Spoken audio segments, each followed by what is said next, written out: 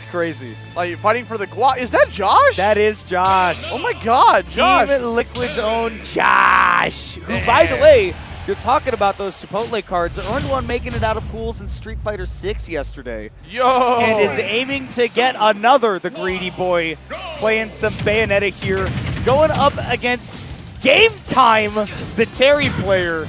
This ought to be fun. Yeah, right. So Jaaahsh, obviously, as the Bayonetta out here, right? Character that has some sauce still in this game. Clearly not the same as Smash 4 iteration, but she can still get a lot of stuff cooking here with the afterburner kicks and stuff. Yeah, she has been turned into, I think at the beginning of the game, did not function quite as well as she does now, but after a couple of patches, really turned into a threatening character. Like, this is a high-tier character in a lot of people's minds, but again, another one of those high-tier but high-execution characters. You have to be really, really good to pilot her to success. Speaking of being very good, Jaaahsh did a very good option there when he was like using all of those aerials off stage, right? Whenever you use like afterburner kick or anything like that, the more of those moves you use, the longer cooldown she has once she lands on the ground. So she wanted to land over to the right side of the platform to play it a little bit more safe.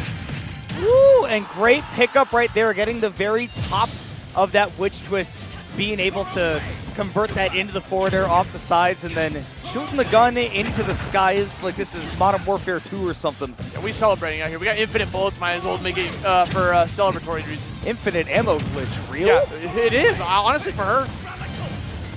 Coming back in, oh my God, the burrow wave right, literally like point blank projectile. Trying to get something cooking with that. Game Time looking for that next option, going for the side B there to try to catch Jaaahsh a little bit off guard on that platform.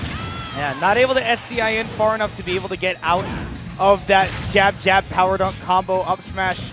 Not going to send particularly far at these low percents. Jaaahsh not looking to overcomplicate things, just cash out for damage. And honestly, the way this set's been going so far, I think that's fine. He hasn't been dropping those high percent confirms, and building up the damage is just fine. But you're a light character going up against one of the heaviest hitters in the game. We got to talk about Game Time and this Terry because, you know, even though Bayonetta's probably going to control the neutral a heck of a lot better, you get opened up a couple times and you're in danger.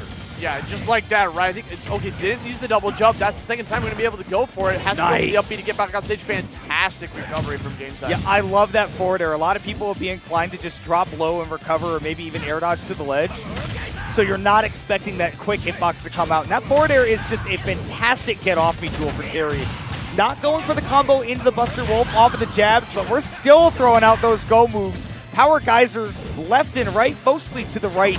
And another one to catch the jump. He said this is a no-fly zone. I don't care if you're a fighter jet. Dude, Game Time was literally just throwing out power geysers like crazy. Not to try to call him out, but just like, you better not move into this space, bro, because I'm covering it. Like I said, the no-fly zone. Fantastic anti-air, does tons of damage. You can just throw it out there as a threatening. That was super scary. We tried to bait out another one. God! This is not happening. Jaaahsh struggling to find a way to get back on the stage. These power geysers getting so much mileage. I mean, there's another one. Finally getting a punish on it. But not able to get the KO either. The forward throw, normally a kill throw for Bayonetta, wouldn't have done it all the way across PS2. Jaaahsh finally ends the menace of the Terry Go mode at 200+% with that back air. But, I mean, man, the damage has been done. Game Time, living up to the name, right back into this and just to confirm away from finishing off this first game. You know, players picking up Terry just because they want to spam Power Geyser, and it works. Coming in very clutch right now for Game Time. Has Jaaahsh at 138, goes for a simple dash attack to seal out that first game. And what a turnaround from Game Time. Honestly, I mean, that second stock, right, taking down Jaaahsh with those power, I mean, he was playing like an Ace Combat super weapon. Like he was just Stonehenge, firing off shells left and right.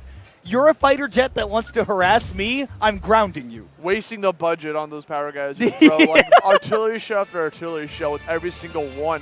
Gonna jump here to game number 2. Jaaahsh with the counter pick. And again, like, Jaaahsh looked so solid at the beginning of that set. Was not going for a lot of the crazy cash outs with Bayonetta, right? Not really maximizing the damage because he felt like, okay, I'm in control of the neutral. It's going to be fine. Until it wasn't.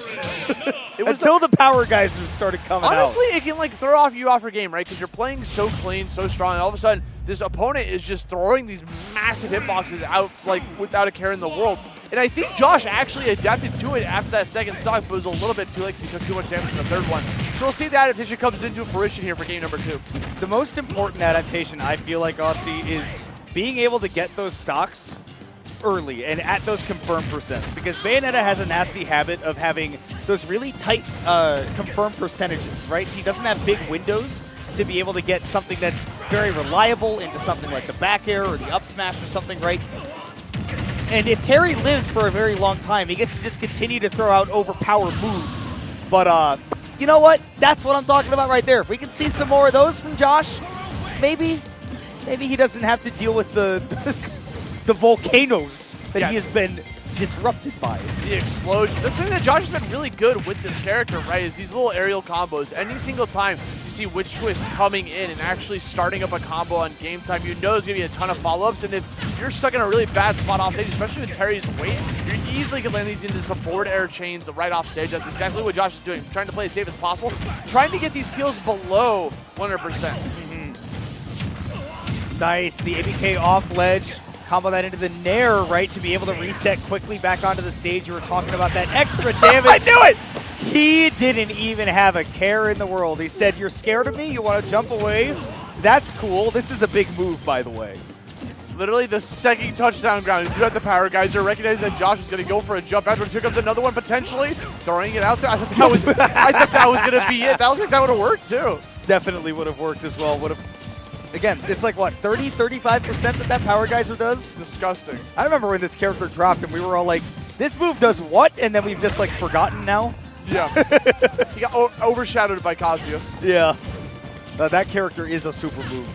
No go necessary. There we go. Very hungry for it. Point blank. Big punish. Oh, no. Messed up the timing on the turnaround. That power dunk is actually very difficult to punish, especially if he lands behind you.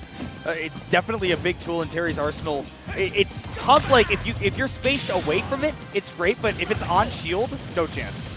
So this is what we're going to be doing against this matchup, right? Jaaahsh recognizing he's kind of like waiting for game time to just throw out that power geyser because there's a lot of cooldown afterwards. You can get a free punish. Yeah, very punishable move, and I think he's noticed, right? It's like, okay, I was trying to force things to happen. He was just dashing back, throwing out those power geysers. You know, and I can't be giving those up to game time, right? So Jaaahsh is definitely making that adaptation of, okay, if my spacing is not perfect, then I simply won't engage.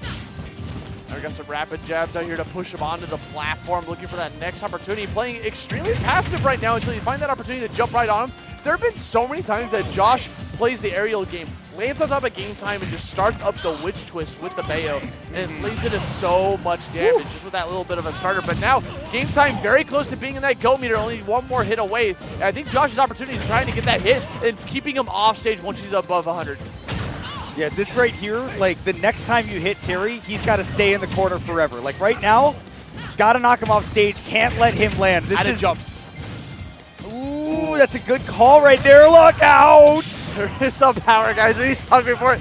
Game time, man. We'll rename his tag to Power Geyser. That seems to be the move that is like he is in love with.